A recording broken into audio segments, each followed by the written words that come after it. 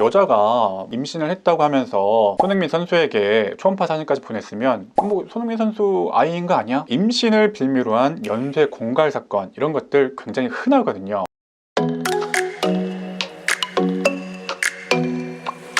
네, 안녕하세요. 전지학 변호사.com 현변입니다. 저는 가능한 법률적인 관점에서 객관적으로 사건을 리뷰하기 위해 노력하고 있습니다. 자, 오늘은 대한민국을 대표하는 최고의 축구 스타죠. 이 손흥민 선수의 공갈 사건과 관련한 리뷰를 좀 진행하려고 합니다. 이 사건 요약을 좀 해드릴 거고요. 관련 법리 요약해드릴 거고요. 또 최근에 이와 유사한 사건을 해봤던 경험을 좀 설명 좀 드리려고 해요. 일단 이 손흥민 선수를 공갈했다라고 알려진 이 A씨가 구속영장 실질심사를 받았죠. 현재 구속영장이 발부가 되었고 구속이 되어 있는 상태인데, 사실 이 A씨 같은 경우에는 지난 2024년 6월이었죠. 이 당시에 손흥민 선수에게 임신했다는 초음파 사진을 보내면서 손흥민 씨에게 돈을 요구했던 그런 정황이 있었어요. 이 당시에 손흥민 씨 측에서는 일단 이러한 사정 자체가 알려지는 것을 걱정을 해서 이 A씨에게 금 3억 원을 보냈다고 해요. 갑자기 이 사건이 뉴스에 좀 오르내리게 된 거거든요. 최근에 A씨와 교제했던 이 B씨라는 사람이 갑자기 등장했어요. 이 B씨 같은 경우에는 A씨와 교제를 하다가 핸드폰에 손흥민 선수와 관련된 캡처 사진들이 있는 것을 보고, 각서까지 있는 것을 보고 A씨에게 수긍을 한 결과 이런 사건들이 좀 있었다라는 것을 알게 되었고, 손흥민 씨에게 또다시 금품 7천만 원을 요구했던 정황이 밝혀졌어요. 그러니까 이렇게 된 거죠. 이 손흥민 씨와 과거 교제했던 이 A씨의 요구에 따라서 조용히 사건을 좀 정리하기 위해서 금 3억 원을 A씨에게 보냈던 거고, 이 A씨의 남자친구라는 B씨가 갑자기 등장해서 추가적인 금품 7천만 원을 요구했다. 그런데 손흥민 씨 측에서는 B씨와는 일면식도 없을 뿐더러 금품의 요구는 부당한 것이잖아요. 이 손흥민 씨 입장에서는 결국 B씨를 고소하고 A씨도 함께 고소하게 되었던 것 같아요. 결국 제목은 A씨 같은 경우에는 공갈의 기수죠. 돈을 실제로 받아갔으니까 금 3억 원에 대한 공갈 기수죄가 되는 것이고, B씨 같은 경우에는 돈을 요구했지만 실제로 받지는 못했기 때문에 공갈 미수죄의 혐의를 받고 있는 상황입니다. 여러분들이 좀 착각하기 쉬운 게 단순한 금전 요구 사안이 아니라요, 형법상 공갈죄라는 것이 됩니다. 형법 350조에는 공갈죄라는 게 규정이 되어 있는데, 이 공갈협박죄는 협박죄와 돈을 요구하거나 돈을 요구해서 갈취하는 두 가지 범죄의 콜라보레이션 범죄라고 생각하시면 되세요. 즉 협박을 통해서 재산상 이익을 얻은 경우에 협박죄 플러스 금전적인 이득까지 있었기 때문에 더 가중처벌하는, 협박보다도 한 단계 위의 범죄라고 생각하시면 되십니다. 이때 돈을 요구한 거는 이제 명확하게 보이잖아요. 7천만 원 요구하고 실제로 3억 원 또 받아가고, 이런 것들은 입증하기가 비교적 쉬운데 실무상 협박의 내용이 굉장히 중요해질 수 있어요. 이때 협박은 때려버리겠다, 위해를 가하겠다, 이런 것도 협박이 될 수가 있고요. 어떤 명예를 훼손하는 행위를 하겠다라고 하는 것도 협박이 될 수가 있습니다. 즉 구체적으로 어떤 행위를 해서 나의 명예를 훼손시킨다거나 신체적인 위력을 행사할 것 같은 그런 것들이 필요합니다. 지금 A씨나 B씨의 경우에는 구체적인 협박이 뭡니까? 손흥민 선수의 명예를 훼손하겠다라는 거죠. 아마도 그러한 내용들이 없었다면 공갈죄라는 제목으로 구속까지 되기는 좀 어려웠을 거예요. 나에게 이런 금품을 주지 않게 되면은 언론사에 제보하겠다, 뭐 세상에 알리겠다, 이런 식의 구체적인 협박이 필요했다는 거죠. 이게 공갈죄의 요건이에요. 특히 지금 B씨 같은 경우에는 국가대표 축구선수에 대한 제보를 하겠다라고 하면서 실제로 언론사에 이러한 내용들을 제보했던 정황까지 밝혀지고 있습니다. 그렇다면 이런 공갈이라는 제목에서 가장 중요한 구체적인 협박이 있었느냐 없었느냐가 요건을 충족했기 때문에 공갈죄의 제목으로 구속까지 되었다라고 볼 수가 있는 거죠. 제가 댓글들도 많이 보고 뉴스 기사도 많이 보고 있는데, 뉴스 기사들이 가십거리 쪽에 포커스가 맞춰져 있는 것 같더라고요. 현재 이 A씨가 임신 중절 수술을 했는데 그 아이가 실제 손흥민이 친부인가 아닌가, 이게 사실 되게 자극적인 가십이잖아요. 공갈이라는 죄에 있어서는 그 A씨가 손흥민 선수의 아이를 임신한 것이 맞느냐 아니냐는 그다지 중요하지 않을 수도 있어요. 임신 사실 자체가 허위이거나 다른 사람의 아이를 임신했는데 손흥민 선수에 대해서 공갈한 것이라면 더 가중처벌받을 수 있는 행위인 건 분명한데, 공갈죄의 구성 요건은 나에게 금전을 주지 않으면 당신의 명예를 훼손시킬 거야 라는 구체적인 협박이 있는지 없는지가 가장 중요한 요건이기 때문에 허위사실인지 아닌지는 부차적인 이야기가 될 수도 있습니다. 사실 댓글들에서 그런 반응들이 좀 많이 있더라고요. 여자가 임신을 했다고 하면서 손흥민 선수에게 초음파 사진까지 보냈으면 뭐 손흥민 선수 아이인 거 아니야? 이런 식으로 얘기하시는 분들 굉장히 좀 많이 있었는데요.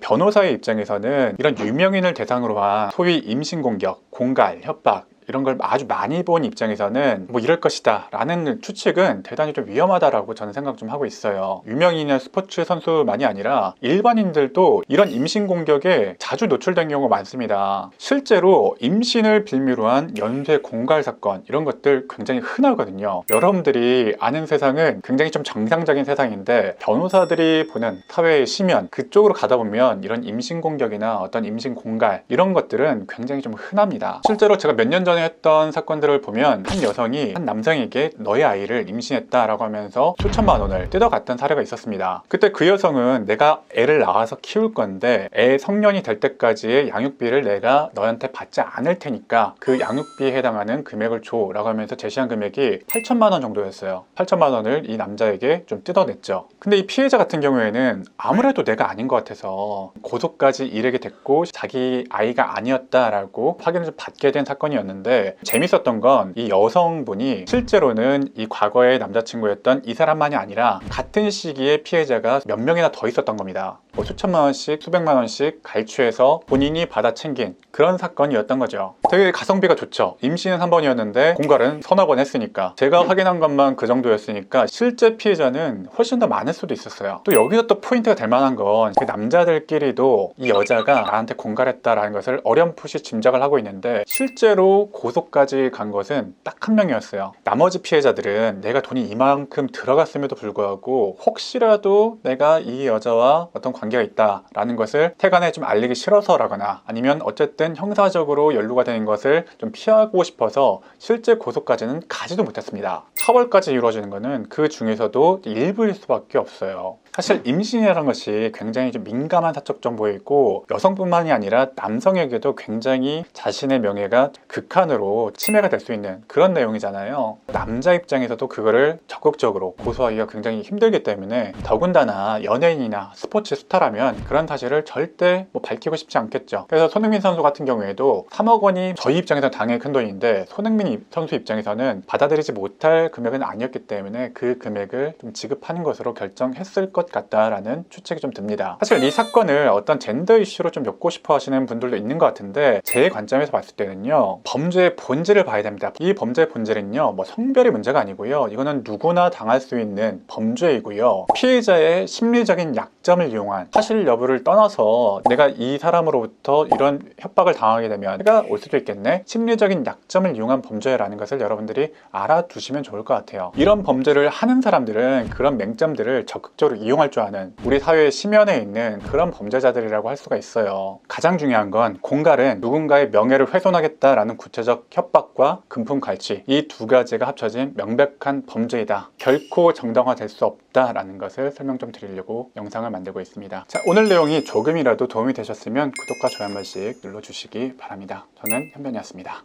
감사합니다. 나쁜 놈에게서 나를 지키는 고수의 기술과 억울하게 고소를 당했을 때 나를 지키는 고수의 기술 모두 담아봤습니다. 지금 교보문고, 쿠팡, 네이버, 예스24에서 구매하실 수 있습니다.